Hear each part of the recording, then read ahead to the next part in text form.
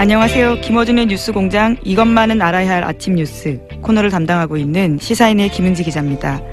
박근혜 정부 시절 문고리 3인방으로 불렸던 이재만 안봉근 전 비서관이 국정원의 특수활동비를 받은 혐의로 구속됐습니다. 특히 이재만 비서관의 진술이 눈에 띄는데요. 박근혜 전 대통령 지시로 국정원 돈을 받았고 이를 통치자금으로 사용했다라고 합니다. 그렇기 때문에 박근혜 전 대통령의 비자금 수사도 불가피해 보이는데요. 과연 그 돈으로 뭘 했을까요? 사익 추구 일원도 하지 않았다라고 끝까지 주장하고 있는데요. 그 끝이 어딜지 정말 혼미해질 지경입니다. 그렇기 때문에 더욱더 촛불의 소중함을 느끼게 되는데요. 지난주가 촛불 1주년 기념이 있었습니다. 정말 촛불이 없었더라면 아직도 박근혜 전 대통령이 현직이었을 거고 이와 같은 의혹을 제기하는 사람들은 모두 탄압받았을 겁니다. 진실은 가까이 가지도 못한 채 밝혀지지 않을 가능성이 클 텐데요. 새삼 촛불에게 고마운 이번 주입니다. 11월 4일 뉴스공장 주말특근 지금 바로 시작하겠습니다. 네, 지난 한 주 김어준의 뉴스공장 제대로 가동됐습니다. 그야말로 최고의 뉴스들을 쭉쭉 뽑아냈는데요. 그래서 제작진들이 주말특근 인터뷰 고른다고 정말 힘들었다라고 합니다. 그래도 지금까지 들려드릴 이분 인터뷰 같은 경우에는요. 제작진의 만장일치로 선정됐습니다. 주말특근 첫 순서 도올 김용옥 한신대 석좌교수 인터뷰입니다. 10월 30일 월요일 3부에 방송됐는데요. 다시 한번 들어보시죠. 중국 공산당이 시진핑 1인 체제로 심지어는 황제로 등극했다라고 하는 언론 보도 최근에 많이 나오고 있습니다. 그런데 이건 잘못된 분석이다. 잘못된 해석이다. 이렇게 말씀하시는 분 오랜만에 저희 스튜디오에 다시 나오셨습니다.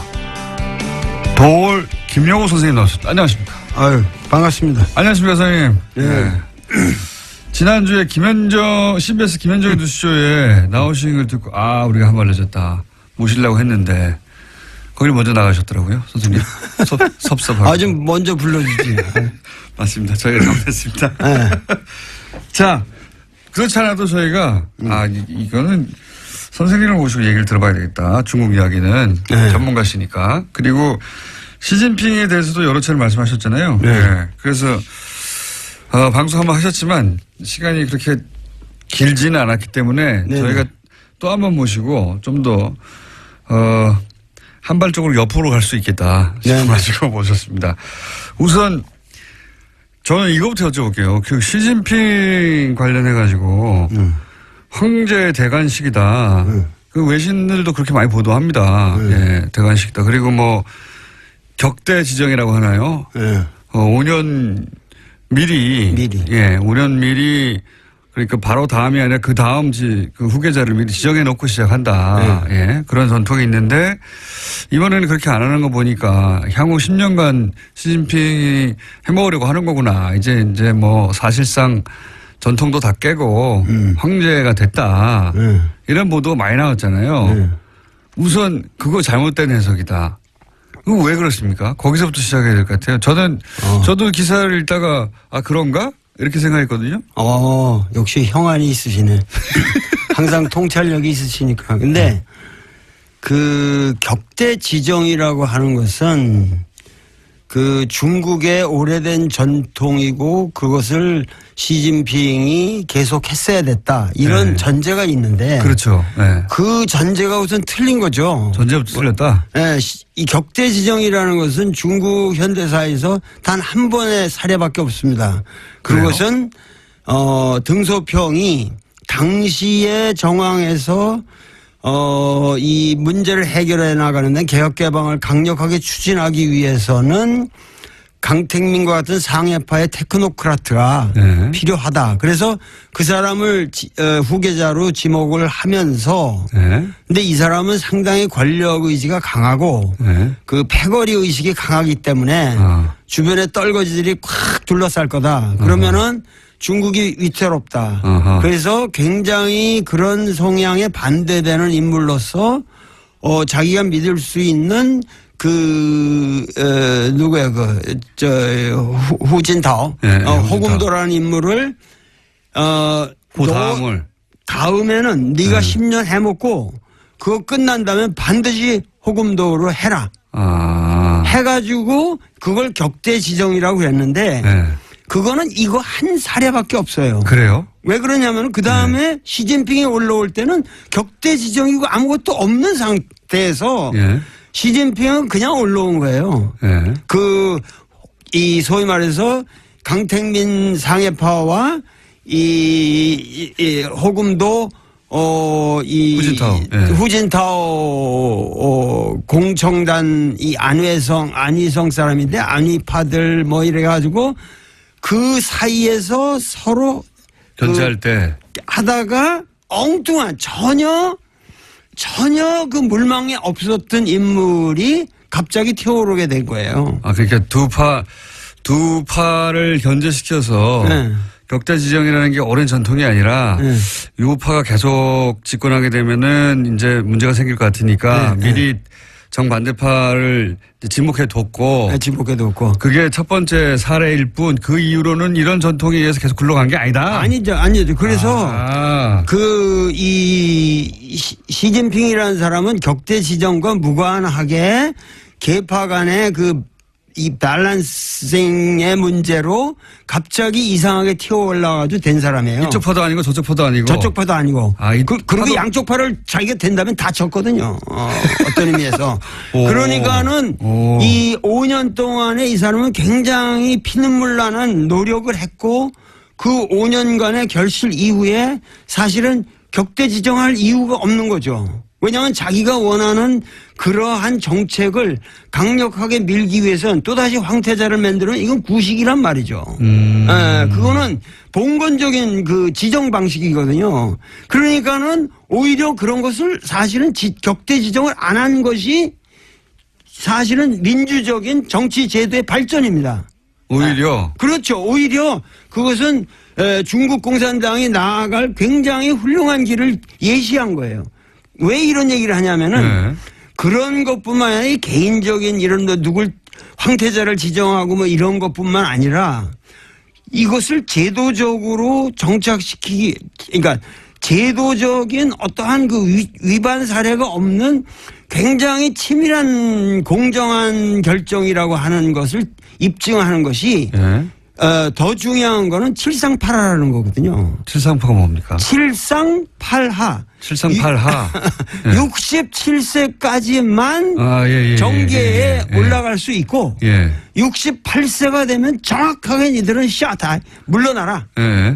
그러면은 요번에 상무위원 이후 예를 들면 이 정치국 위원 25명 뿐만 아니라 그 밑에 뭐냐면은 204명의 중앙위원들 이 전체가 정확하게 칠상팔하의 원칙을 지켰습니다. 68세는 한마디로 말해서 한 명도 없다는 거예요. 이것은 뭐냐면 중국의 리더십이 세대별로 정확하게 교체되는 룰을 확고하게 만든 거예요. 이것은 동시에 다음 차기 5년 후에 이 시진핑은 69세가 됩니다. 아, 그래서 본인은 저절로 물러나게 될 때. 물러날 수밖에 없는 거죠. 그러니까 이 원칙에 의해서. 이 칠상팔하의 원칙이 중요한 건데 거기에 걸려있던 사람이 소위 왕치산이라는 사람이었거든요. 그런데 68세가 올해 됐는데 그 사람을 갖다가 중앙기율위원회 소위 말해서 부패청산에 가장 앞섰던 사람이고 이 사람이 계속 갈 거다. 그러면은 이게 황제 권력을 만드는 거다 이랬는데 그 원칙도 깨지고 그 사람이 스스로 물러났어요. 깨끗하게 물러나고. 그래서 중국 지금 정치인은 우리가 생각하는 거하고 달리 어떠한 제도적인 원칙에 의해서 그 공정한 게임을 갖다가 계속 해나가고 있다는 거예요. 그러면은 후진타오가 격대 지정을 안 했지만 67세라는 원칙을 이번에 스스로 지켰기 때문에 그렇게 지켜서 인선을 했기 때문에 자기는 다음번에 자동으로 올려서 자기가 이제 사라질 거를 지금 예언한 것과 마찬가지로. 예언한 거죠. 그 자기가 나는 내가 1인 독재 이런 거 관심 없다. 계속 젊은 세대가 정치 교체를 해 나가려면 그냥 나이로 자르면 된다. 그렇죠. 이런 원칙을 천명한 것이지 그러니까 황제가 안 되겠다고 한 것이다. 이게 거꾸로. 거꾸로 안 되겠다고 한 것이죠. 그러면은 지금 시진핑이 지금 청년 말했고 또 동시에 신세대 중국 특색 사회주의라고 주장했는데 말씀까지 다 아시네. 대단한 거야. 이게 굉장히 이상한 말이거든요. 신세대 중국 특색 사회주의. 신시대. 신시대. 근데 신시대 중국 특색 사회주의. 이거 시진핑에게 무슨 사상이 있냐? 네. 사람들이 자꾸 묻는데 시진핑은 뚜렷한 사상이 있어요. 어떤 게 있습니까? 뭐냐면 이번 전체 여기 3시간 반의 연설을 치밀하게 분석해 보면 놀라운 게 있습니다. 무슨 얘기냐면은 공산주의라는 것은 우리가 이론적으로 여기 다 아시겠지만 뭐냐면 역사를 이 발전적으로 보는 거고 발전 단계로 보는 것이고 그리고 그 역사가 그 변증법적 발전을 하는 가장 추동력이라고 하는 것이 소위 말해서 생산력과 생산 관계의 모순이라는 거란 말이에요. 네, 마르크스의 주장이에요. 네, 마르크스의 주장에 그래서 그것이 생산 양식을 형성하는데 그게 하부 구조를 이루고 거기서 이제 상부 구조가 놀아난다 이런 얘기인데 이 사람은 완전히 그런 구태연한 틀을 깼어요. 그러면 중국의 진정한 주요 모순은 뭐냐? 맨날 우리나라 주요 모순 그 논쟁이 있잖아요. LA NLPD 뭐 이런 거. 근데 이 사람의 중국 사회의 주요 모순은 국민들의 아름다운 삶, 美好的生活, 아름다운 생활에 대한 열망. 그 아주 표현이 절묘해. 아름다운 생활에 대한 열망과 이 불균형의 엉터리 여태까지 발전 사이의 모순이 주요 모순이다. 그러니까는 그 아름다운 생활, 삶을 향한 국민들의 열망이라는 건 뭐냐? 양극화를 그렇게 표현한 겁니까? 그렇죠. 참 샤프하시네. 뭐냐면 여태까지는 이 등소평 이래 개혁개방 30년의 모든 그 모델은 선부. 특정한 놈, 흥묘백묘로 해가지고 어떤 놈이든 돈 많이 벌어라. 그럼 우리가 인정해줘 지원해주겠다. 그러면 거기서 꼼꼼을 떨어지는 거 분배한다. 이런 선부론이 중국을 망쳐왔다는 거예요. 그래서 이 선부론을 이제는 뭐냐면 공유한다는 공산주의의 공짜로 공부론으로 바꿔야 된다. 그리고 공향, 그 모든 부를 같이 국민들이 향유해야 된다. 그리고 국민이 주체가 돼야 된다. 단, 이 국민이 주체가 되도록 만들기 위해서는 중국의 현실상, 그게 중국 특색이라는 거예요. 중국 공산당의 영도력을 무시하면 안 된다. 근데 중국 공산당의 영도력을 강화시키려면 가장 방해 요소가 인간의 허약성. 뭐냐면 부패다 이거 부패. 그래서 중국 공산당의 영도력을 강화시키기 위해서는 중국 공산당을 쳐야 된다는 거야. 이놈들이 전부 부패해가지고 국민들의 그 신망을 얻지 못하기 때문에 중국이 여태까지 난항해왔다. 그러면 이 난항해온 이 중국을 바로잡기 위해서 부정한 현실을 정자정야 정치라는 것을 오로지 바로잡는 것이고 내가 10년 동안 할 거라고 하는 것은 실제로 이러한 잘못된 것을 바로잡는 것밖에 없다. 그래서 뭐냐면은 종연 찔당 뭐냐면 종엄치당이라고 그러지. 당은 엄격하게 다스린다. 그러니까 중국식 그 사회주의를 할 텐데 그래서 이제 당이 이끄는 개혁을 계속 해 나갈 텐데 그런데 지금까지는 당이 썩어가지고 소위 이제 인민들의 삶이 양극화되는 걸 막지 못했다. 막지 못할 거죠. 그러니까 당을 쳐서 당을 굉장히 깨끗하게 만들고 그 역할을 당이 계속 해 나가도록 하겠다 뭐 이런 거네요. 그러니까 우리나라도 지금 문재인 대통령도 내가 얘기하는 거는 이 사회의 적폐가 아니라 정의롭지 못한 이 사회의 구조를 정의롭게 바꾸는 작업을 하는 것이고 그 작업에 있어서는 가차없이 단호하게 철저하게 끝까지 남김없이 다스까지 다스까지. 다 처단해야 한다고. 다 처단해야 한다고. 다스까지. 특별히 좋아하시네. 난 다스가 뭔지도 모르고 내 얘기를 했는데. 갑자기 예 시진핑에서 다스까지 오셔가지고. 알겠습니다. 어떤 의미에서는 그 문재인 대통령과 맥이 닿는 부분도 있습니다, 그죠? 그렇죠. 네. 그 문재인 대통령을 우리가 소득주도 성장이라든가 지금 정책 방향하고 그런 것을 저기 했는데 이 소위 말해서 이 중국 특색 사회주의의 네. 그 오위일체라는 게 있어요. 이 사람 오위일체. 사상 오위일체. 기독교에서는 삼위일체라고 그러잖아요. 네. 근데 오위일체인데 오위일체라는 게 뭐냐면은 경제 건설, 정치 건설, 문화 건설, 사회 건설, 생태 문명 건설이 하나다는 거, 일체다. 이 5가지의 위가 있는데 그런데 경제, 정치, 문화는 중공 16대에서 이미 3위일체로 나왔어요. 예. 그 다음에 17대에서 4위일체라고 그래서 사회 건설까지 들어갔어요. 예. 그러면 경제는 부유하고 정치는 민주해야 되고 문화는 번영해야 되고 사회는 공평해야 된다. 이게 지금 17대까지 나왔는데 이번 19대에 5위일체가 들어갔는데 환경이 나오네요. 거기에 생태 문명 건설이라는 게 들어간 거예요. 그러니까 뭐냐면 시진핑의 사상은 생태 문명 건설이에요. 그러니까 뭐냐면 예. 국민들의 삶을 아름답게 이 사람은 무슨 얘기까지 하면 매일이 사회주의 그러니까 아름다운 사회주의를 해야 한다는 거예요. 여태까지 사회주의는 그냥 평등이라는 그런 명목하에서 썩었다는 거예요. 이 막스 레닌주의를 암암리 까는 거예요. 뭐냐면 이제는 아름다운 사회주의를 해야 되고 그다음에 매일이 덕고자 그러면서 아름다운 국가를 만들어야 된다. 그렇게 해서 전인적인 국민 모두가 전인적인 발전을 해야 된다. 이런 식의 레토릭이 대단하거든요. 아하. 사실 중국이 최근에 각종 그 환경 부담금 국제적인 많이 내고 미국이 트럼프가 빠져나가는 자리를 중국이 막 메우고 있어요. 메우고 있어요. 예.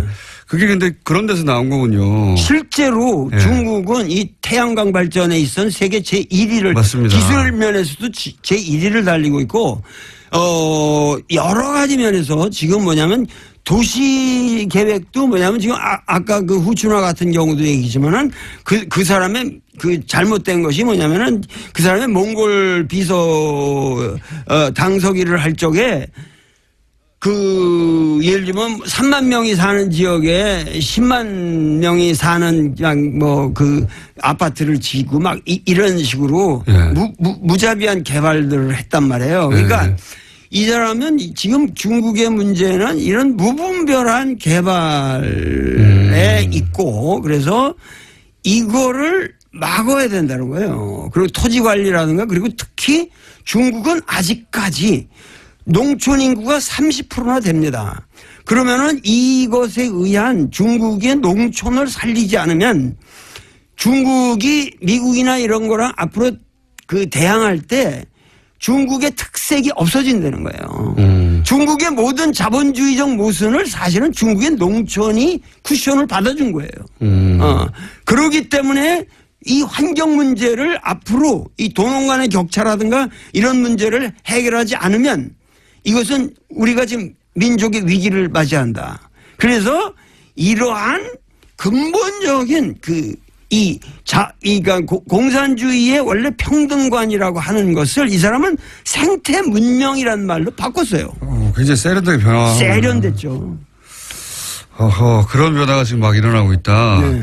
중국이 실제 그랬고 또 실제 이상으로 더 씌워진 이미지가 이게 환경을 오염하고 네. 뭐 단기간에 급속도로 발전하면서 뭐 우리한테도 그 미세먼지도 중국의 주역이라고 하고 네. 등등 전 세계적으로 중국에 대한 이미지는 싸고 저렴하고 더럽고 오염돼 있고 이런 거잖아요.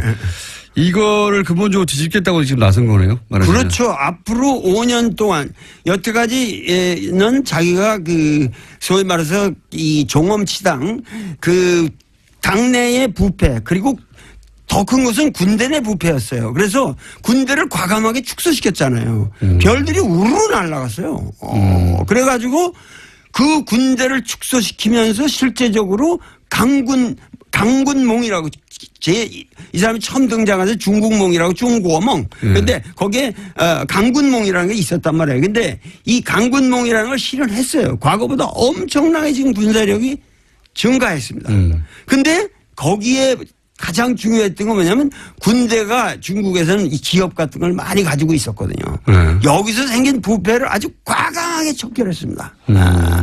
그래서 하여튼 중국에서 고위 관료라고 그럴 수 있는 사람이 여태까지 매일 500명 이상씩 목이 잘려나갔어요. 매일이요? 매일 500명. 그러니까 우리나라는 너무 이게 지금 처단이 안 되고 있는 거예요. 오히려? 네, 우리나라는 훨씬 중국보다 아주 느슨합니다. 중국은 당이 하나니까요, 뭐. 당이 하나니까 그게 그러니까 그 말이 무슨 얘기냐면 당이 하나라고 하지만은 그 안에는 수없는 계파가 있어서 민주적인 밸런스가 있고 단지 뭐냐면 당의 영도력을 가지고 바른 일을 해나가는 것이 그것이 중국 특색이라는 거예요. 중국 특색 사회주의라는 건 우리는 자본주의적 방식을 도입해가지고 지금 여기까지 왔지만 여기서 더 이상 서구식으로 흘러서는 안 된다.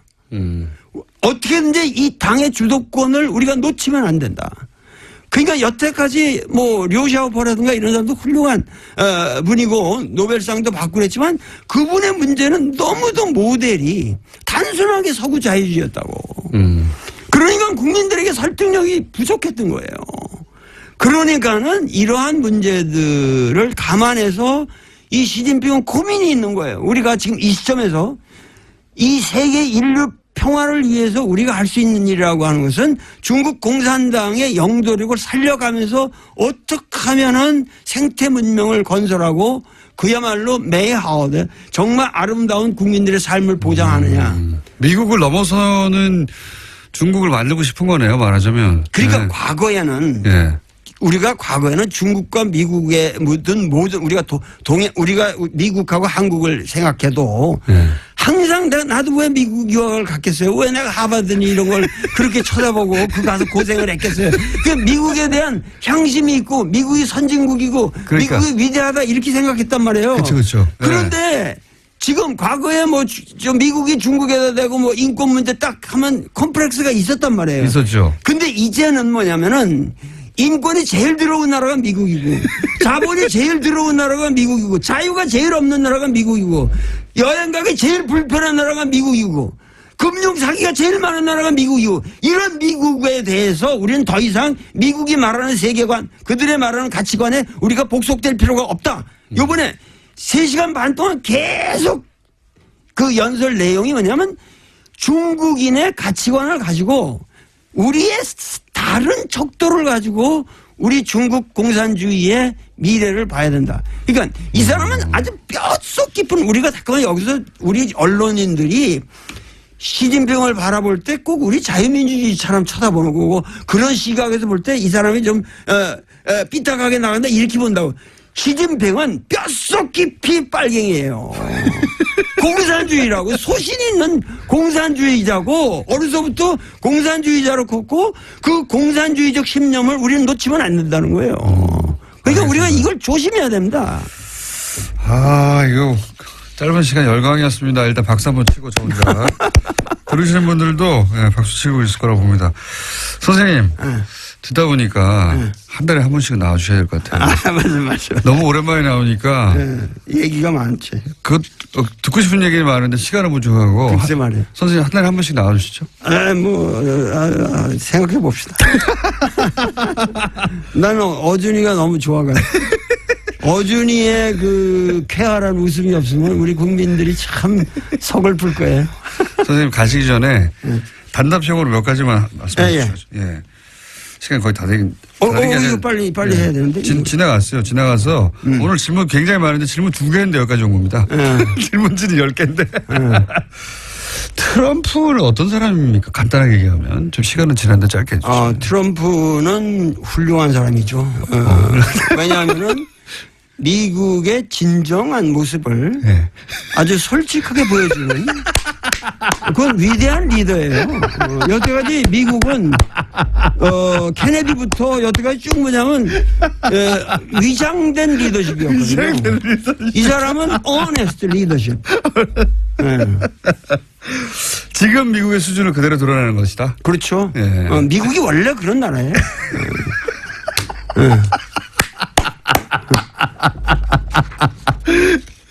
아유, 이건 참 중요한 얘기가 너무 많고. 그러니까요. 저희 질문 2개 하다가 오늘 끝났어요. 네.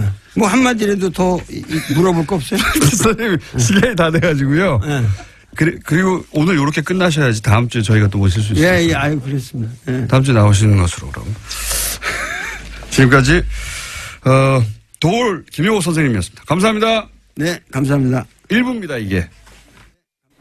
네, 도울 선생님의 인터뷰의 반응이 정말 폭발적이었습니다. 심지어 방송 다음 날에도 문자가 이어졌는데요. 양민아님 같은 경우에는 방송 이틀 지나고 문자 주셨는데 도울 선생 고정 코너 만들어달라라는 거였습니다. 또 4280번님 같은 경우에도요. 출연료를 대폭 인상해서 도울 선생님 고정 출연하게 합시다라는 의견 주셨는데요. 라디오 방송이다 보니까 출연료가 적은데 아무래도 그런 점들을 염두에 두신 것 같습니다. 많은 분들이 도울 선생의 재출연 기다리실 텐데요. 주말 특근 애청자들에게만 살짝 정보를 드리자면요. 다음 주 월요일은 아니고요. 다음 달에 다시 찾아주실 거라고 합니다. 지난 국정감사 직전 새롭게 시작된 코너가 있습니다. 국민의당 박지원 전 대표의 고정 코너인데요. 4주 만에 정점을 찍었다고 합니다. 지난 2달간 주말 특근에 매번 소환되던 노회찬 대표의 노르가즘을 누르고 주말 특근 2번째 순서로 뽑혔는데요. 지난 11월 2일 목요일 3부에 방송된 박지원 전 대표의 아직은 이름 없는 코너 다시 한번 들어보시죠. 오랫동안 정치구단이라는 별명으로 불리신 분입니다. 박지원 전 국민의당 대표 나오셨습니다. 안녕하십니까? 안녕하세요. 네, 목소리가 좋으신 거 보니 기분이 좋으신가 봅니다. 요즘 잘 돼가잖아요. 제가 미워하는 MB가 곧 구속되게 돼 있다. 다스는 누구 겁니까? 국감에서 여러 번 물어보셨더라고요. 네. 아직도 몰라요? 태블릿 PC는 누구 겁니까? 최순실 거죠. 예. 예. 그건 안 해. 네. 다스는 누구 겁니까? 이 MB 거라고 지난주에 말씀하셨죠. 예. 자기 더 고소한다 하려고. 다스는 MB 겁니다. 태블릿 PC는 최순실 거고. 예. 시원시원하게 말씀해 주시고. 옛날 나라는 박근혜 거고. 국민의당은 누구 겁니까? 당원 겁니다. 바로. 이거 어떻습니까? 최근에 이런 똑 잘라서 요 대목만 한번 여쭤볼게요. 국정원의 특활비 그 3인방한테 매달 1억씩 줬다. 이런 얘기 하니까 자유한국당에서는 김대중 정부 때도 있었다라고 이제 김대중 정부를 탁 특정해 버렸어요. 근데 김대중 정부 때 있었던 일이라면 대표님이 모를 수 없지 않습니까? 예. 비서실장도 하셨는데. 요거는 어떻게 되나요? 분명한 것은 박정희, 예. 전두환, 예. 노태우, 김영삼 정부에는 있었어요. 제가 청와대에 들어가니까 제가 공보수석이었는데 예. 공보수석 산하기관, 연관기관이죠. 예. 거기에서도 매월 가져오더라고요. 그래서 대통령께서. 산하기관에서도 가져왔어요? 국정원뿐만 그렇죠. 아니라? 국정원뿐만 아니라 코바코, 예. 언론재단 가져왔어요. 그래서 대통령께서 어떠한 경우에도 산하기관, 연관기관에서 일체 돈 받지 마라. 그리고 또 과거에는 예. 그 산하기관 경비로 해외 출장을 많이 갔어요. 또 기자들도 산하기관 그 돈으로 갔어요. 청와대가 그러니까 그냥 산하기관들 돈을 그냥 갖다 썼거든요. 그렇죠. 쉽게. 네. 그런데 그걸 가져왔더라고요. 가져왔는데 대통령께서 해가지고 일치 안 받았어요. 국정원도 마찬가지고. 마찬가지고. 또 그 기자들도 우리 김대중 정부 때부터 해외 출장이나 지방 출장 갈 때 전부 돈을 받았어요. 심지어 프레스센터. 예. 외국 나가면 프레스센터를 쓰잖아요. 예. 그 경비까지 다 받았어요. 기자들로부터. 기자들로부터 언론사로부터. 그러니까 돈을 그쪽에 주는 게 아니라 거꾸로 언론사로부터 받았다 그때 받았죠. 자기 비용은 자기가 내라. 다 그게 이제 전통이 됐는데 그래서 김대중 정부는 없어요. 만약에 그렇게 의심스러우면 당군 할아버지 때부터 한번 정보부가 얼마나 갖다 준다고 봐보라고 그랬어요. 그런데 이제 문제가 그 탑시크릿 국정원 저자인 김당 전 오마이뉴스 국장에 의거하면은 노무현 정부 때 김만복 전 국정원장이 문제가 좀 있을 것이다. 그런 얘기를 제기했더라고요. 그런데 실제로 김만복 국정원장은 좀 문제가 있어가지고 저한테 많이 찾아와서 제가 원세훈 원장하고 좀 얘기를 해서 해결해 준 적이 있기 때문에 그 부분은 제가 자신 없어요. 알겠습니다. 김만복 국정원장 부분은 잘 모르겠으나 개인적 일탈일 거예요. 개인적 일탈일 수 있으나 김대중 정부 때는 그런 일은 자유한국당이 그런 주장을 하길래 제가 여쭤본 겁니다. 김대중 정부 때부터 이미 그런 일이 있었다고 하는데 그게 아니라 그 이전 자유한국당은 자기들이 그런 거 선수였으니까 남도 잘하겠지 하는 거예요. 그 1억씩 간 거는 어디다 썼을까요? 모르죠 뭐. 그거야. 1억 한번 받아봤어요? 그랬으면 좋겠습니다. 안 써봤으니까 모르는 거예요. 그런데 우리도 안 써봤는데 왜 저한테 물으세요? 아니 그래도 이제 대표님의 그 경험치와 전문용어로 통밥이라고 하죠. 통밥으로 볼 때 그 돈은 이렇게 됐을 가능성이 있다 정도. 뭐 시술비에도 썼고 그러지 않았을까 그래요. 누구의 시술비라고 말씀하시지 않았습니까? 박근혜 대통령. 그거 다 보도된 거 아니에요? 그렇죠. 시술을 하신 건데 그 돈은 어디서 나왔을까 이런 얘기 많이 있었죠. 그런데 그걸 아마 예산으로 쓰기는 항목상 어려울 거예요. 그런 항목은 없으니까요. 대통령 시술비 같은 거는. 그랬을 개연성이 있다고. 그 뭐 정상적 시술 같으면 하는데. 미용 시술을 세금으로 하기는 어렵죠. 지금 문재인 대통령께서 건보 적용 확대도 성형 시술 같은 것은 뺀다는데 그 예산에 그런 게 있겠어요? 아무튼 공장장 아는 게 하나도 없어. 오늘 컨디션 좋으십니다. 이거 어떻습니까? 서청원, 최경환 출당은 어려울 것이다라고 지속적으로 말씀해 주셨는데 여전히 그런 상황입니까? 네, 저는 어렵다고 생각합니다. 왜냐하면 현역 의원의 출당은 3분의 2. 의원 3분의 2가 있는데 의원들이 안 해요.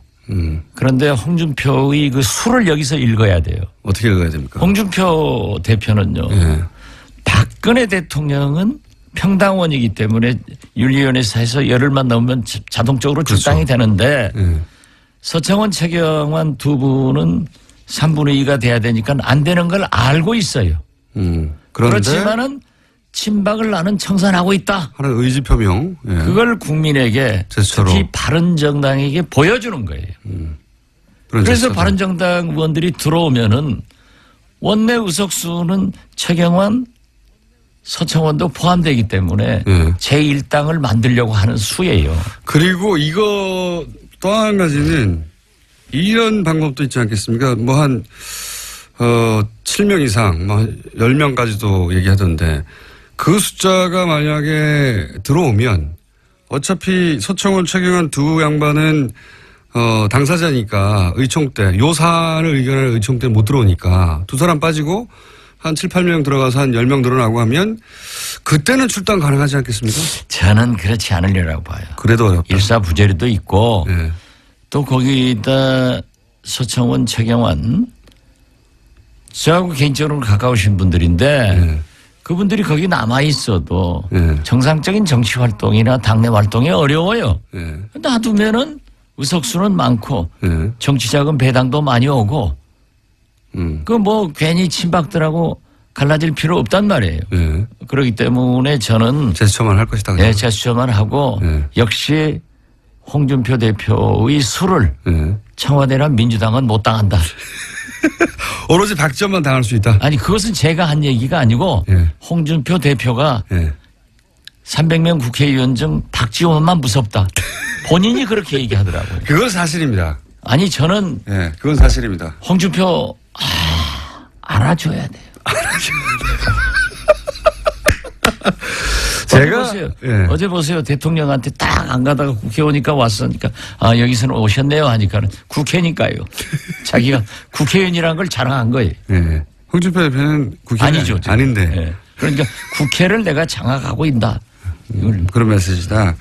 그 말씀 하시니까 홍준표 대표를 제가 사석에서 몇 년 전에 만났을 때 사석에서 만나면 이제 이런저런 정치인들 얘기하는데 박지원 대표님 얘기가 나왔어요, 그때.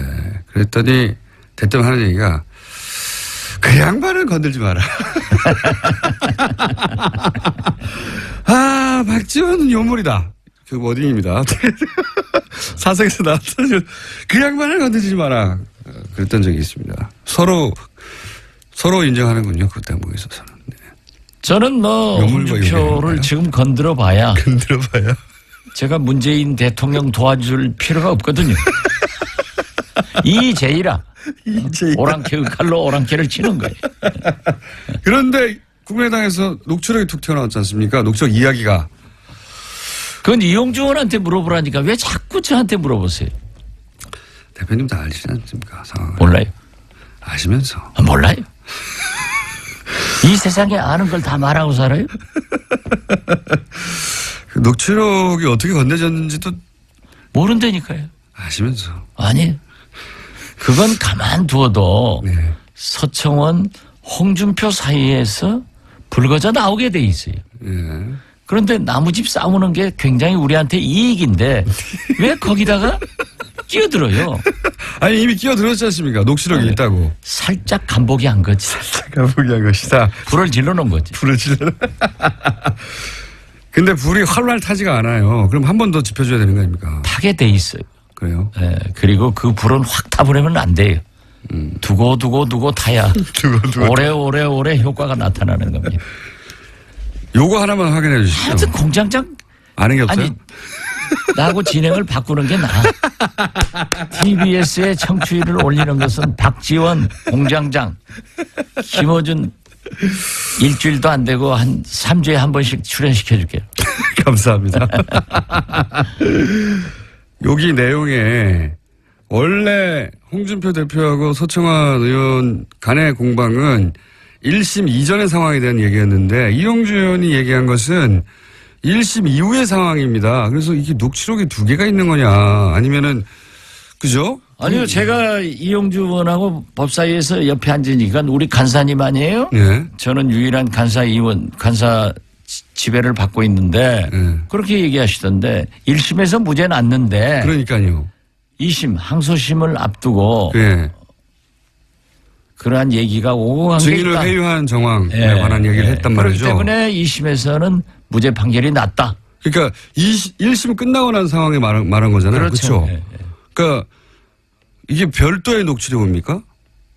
그 이전에 홍준표 대표는 1심 녹취록 모른다니까요. 그렇게 자꾸 저를 유인해 가면은 제가 빠질 것 같지만은 제가 누구예요? 박지원이에요. 자, 그러면 이용주 의원이 이 뻥을 치지는 않았겠죠? 그죠? 그 이용주 의원이 검사 출신이고 부장검사 출신이고 네. 얼마나 스마트한 사람인데. 근데 그럼 녹취록이 나오긴 나올까요? 언젠가는? 그건 모르죠. 그것은 우리 국민의당을 바라볼 게 아니라 서청원, 홍준표를 바라보면 나온다니까요.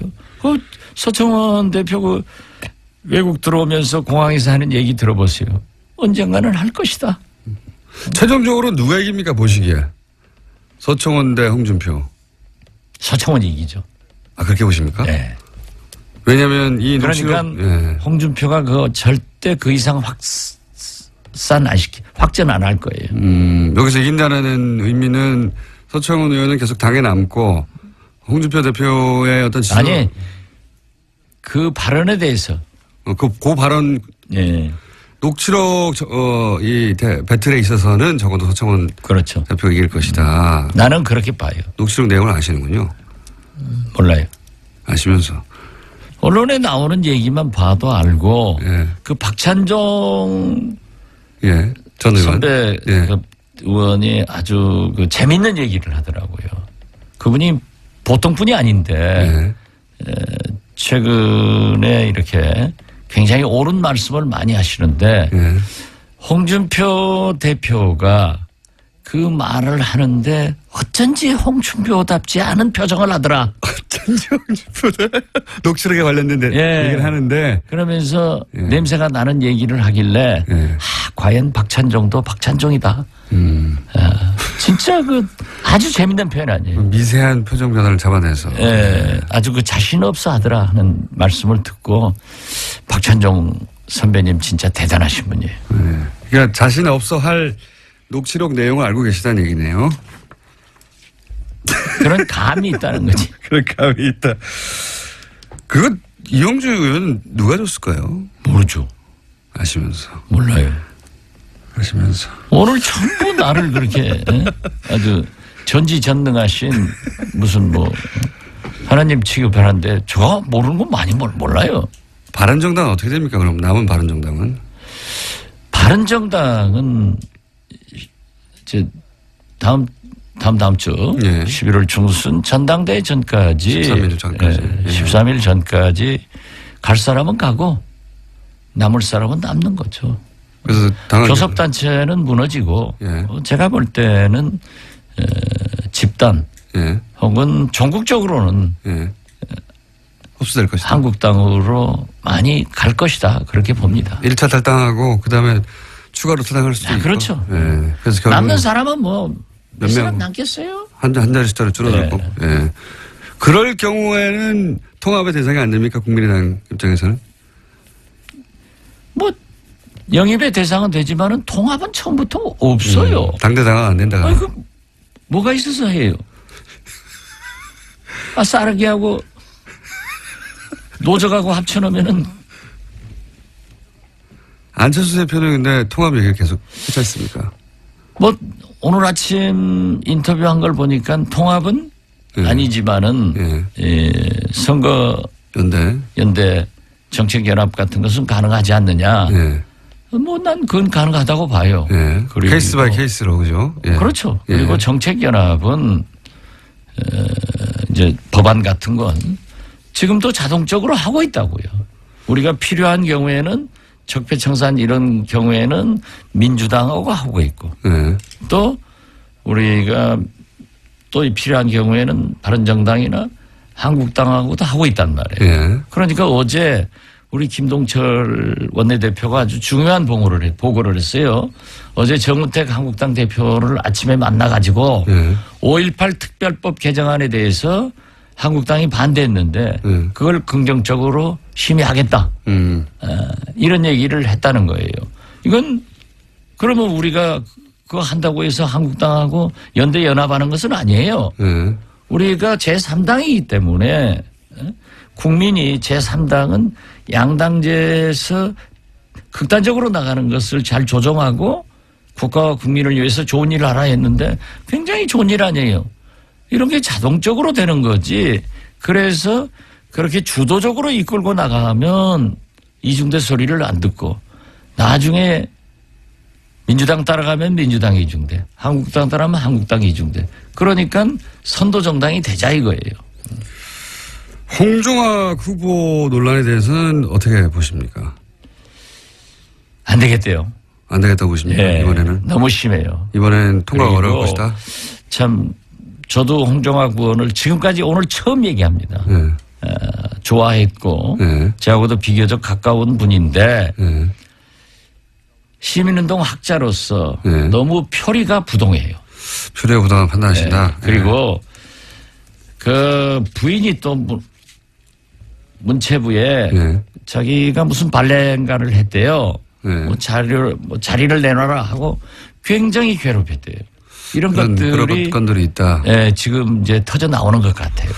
뭐 청문회에서 해명할 건 해명하겠지만 어쨌든 지금 현재 상황 저는 문재인 대통령께서 이렇게 높은 지지도, 훌륭한 시정연설 이런 걸 했으면은 그렇게 문제가 있으면은 바로 설득을 해서 자기 자진 사퇴를 하든지 임명 취소를 해주는 것이 훨씬 더 좋은 대통령이지 안 되는 걸 밀어붙여가지고 틀림없이 저는 그럴 것 같아요. 청문회에서도 문제가 되면은 그대로 임명 강행해버리면은 오만으로 보이는 거예요. 알겠습니다. 고사안을 그렇게 보시고. 자, 시간이 거의 다 됐는데. 홍종학 안 된다고 하니까는 공장장 목소리가 확 작아지네. 아닙니다. 네. 시간 실제로 다 됐습니다. 실제로 다 됐는데. 근데, 또 일주일 기다려야 되니까 오신님의 짧은 질문 단답형으로 두 가지만 더 드리면 유승민 후보의 대선 후보로서의 가능성은 여전히 살아있는 겁니까? 본인. 네. 본인 생각에는 살아있겠죠. 본인 생각에는 살아있겠죠. 안철수 대표의 대선 후보로서의 5년 후의 가능성은 여전히 살아있습니까? 그것도 본인이 강력하게 원하기 때문에. 네. 본인 생각에는. 국민의 생각은 앞으로 4년 후에 어떻게 변할지 모르죠. 그러니까 그리고 그 두 분이 다 어떻게 국민 속으로 들어가서 언행을 하느냐에 달려있지. 그렇긴 한데. 제가 생각하면 제가 해야 되는데. 근데 제 말은 지금까지의 어떤 쌓아온 커리어나 하는 정치적 판단을 볼 때 그 자질로 보아 쉽지는 않을 것 같다라든가 그런 감이 있지 않습니까? 그 감이도 대부분 맞잖아요. 예. 그 감을 여쭤보는 거죠. 미래는 아무도 모르지만. 내일모레 만나면 국회에서 뭐라고 하겠어요. 잘 하도록 해야지. 자, 국민의당 박지원 전 대표였습니다. 감사합니다. 네, 감사합니다. 조영광님께서는 박지원 전 대표 장난 아닙니다. 노회찬 원내대표 분발해야겠습니다. 라고 문자 주셨는데요. 조소연님께서는 도올 선생과 박지원 대표 함께 불러봐요. 라는 제안까지 해주셨습니다. 정말 엄청난 내공을 뿜는 자리가 될 것 같은데요. 박지원 전 대표 코너명 아직 없다 보니까요. 많은 분들이 제안해 주셨습니다. 김태환님 같은 경우에는 박지원 의원이 훈장 같은 느낌이 든다면서 정치 서당을 제안해 주셨습니다. 또 0302번님 같은 경우에는요. 박지원 의원이 모든 걸 다 알고 있는 것 같다면서 난 알아요를 제안했습니다. 또 그 밖에 박사모, 박수무당 이런 재밌는 이름들을 보내주셨는데요. 박지원 전 대표 코너 무엇으로 이름이 결정될지 저도 궁금합니다. 다스는 누구 겁니까? 그리고 다스 주식 매입 운동, 그러니까 다주매 운동의 새 이름 플란데스의 개. 여기서 개가 아이가 아니라 여인 거 다들 아시죠? 이와 관련해서 많은 분들이요. 사진과 패러디 그림 보내주시고 계십니다. 기발한 것들이 참 많은데요. 안홍구 전 청장 같은 경우에는 그거 보시고 저한테 굉장히 재밌다면서 보여주시더라고요. 여러분들한테 많은 아이디어를 얻고 있습니다. 뉴스공장 작가들도 청취자 여러분들이 보내주는 사진과 그림을 볼 때마다 집단지성의 힘이 얼마나 대단한지 실감한다라고 합니다. 페이스북 김어준 뉴스공장 페이지에 여러 자료와 재밌는 얘기가 업데이트되고 있는데요. 관심 있는 분들은 찾아오시면 좋겠습니다. 뉴스공장 주말 특근 오늘 준비한 순서는 여기까지인데요. 저는 월요일 아침에 다시 찾아뵙겠습니다. 그리고 마지막 한마디. 그래서 다스는 누구 겁니까? 네, 여기까지입니다. 시사인 김은지였습니다. 감사합니다.